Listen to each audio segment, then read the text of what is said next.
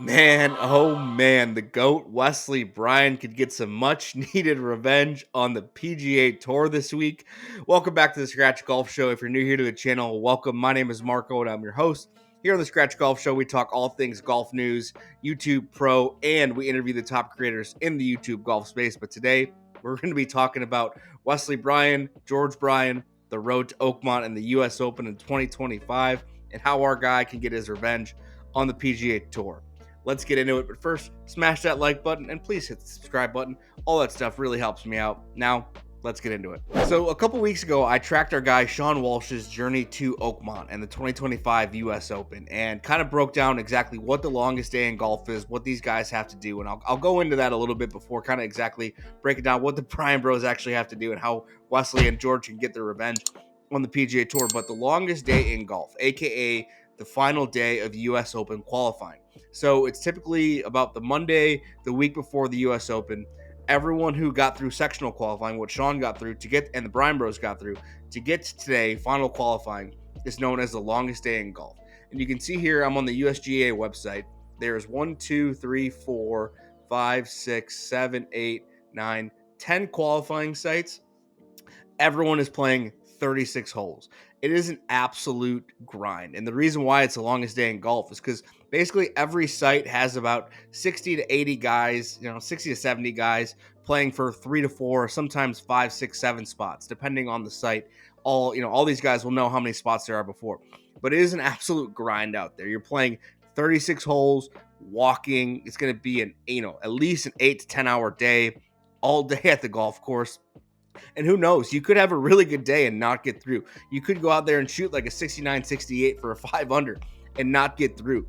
The mental fortitude these guys have to go through to get into the spot to play in the US Open is truly an absolute grind. So just letting you guys know what George and Wesley are in for Monday, June 2nd, or tomorrow, the day after I post this video, that these guys are going to be in for an absolute grind.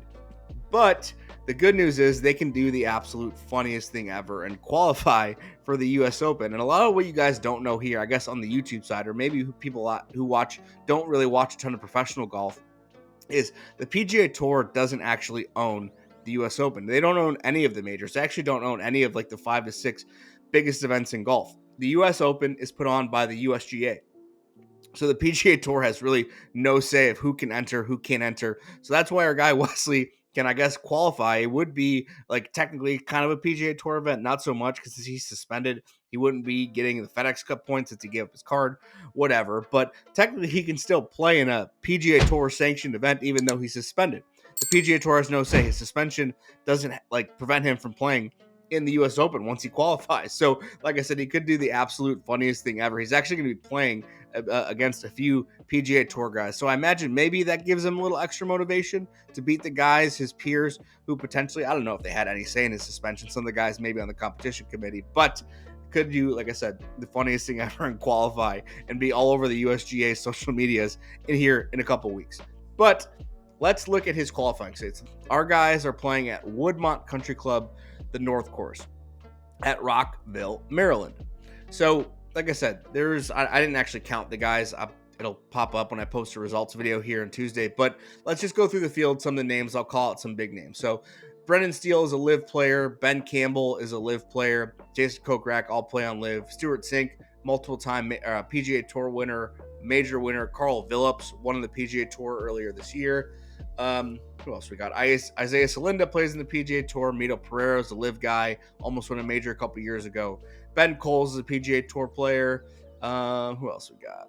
Sebastian Munoz, Anirban Lahiri, live players. Then there's our Lucas Herbert, live player. And then there we see Wesley, Bryan, and George Bryan. Not playing together. It looks like Wesley's off in the group in front of George.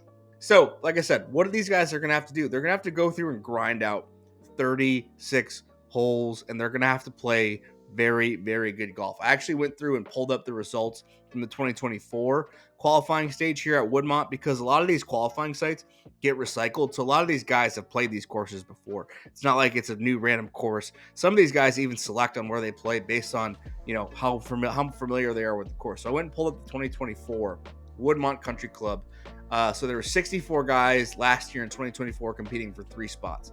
So you'll see here, 9 under, 8 under, 9 under, 9 under, 8 under for 3 spots. So you see all these guys. Imagine going out and shooting 7 under, 70, 65, 70, 65, 69, 66, and not even getting into a playoff for the US Open. And that's what I mean by this is truly an absolute grind. It tests every part of your will. You can go through and have a bad hole earlier in the round, but we saw with Sean, I think shot +2 for his 36 holes. Didn't really have his best day, but you really got to go out there and shoot 2 very good quality scores to get in to Oakmont. And like I said, once these guys get into Oakmont, I mean, then they're just kind of freewheeling. But there's an absolute, like I said, this is going to be an absolute grind for Wes and George. I really am curious on how they're going to play and what their week's going to look like. As we know, they're going to be filming live duels next week after this. You know, they're going to be playing here Monday, and then they're going to be headed off right to Virginia from there to go film live duels. So comment below your thoughts. Do you think our guys get through? I'll actually post a results video here on Tuesday or maybe even Monday night, letting you guys know how our guys did, if they're actually going to get through into the US Open.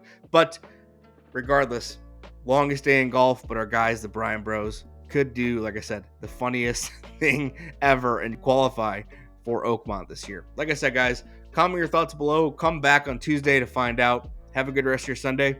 Hit that subscribe button. Peace.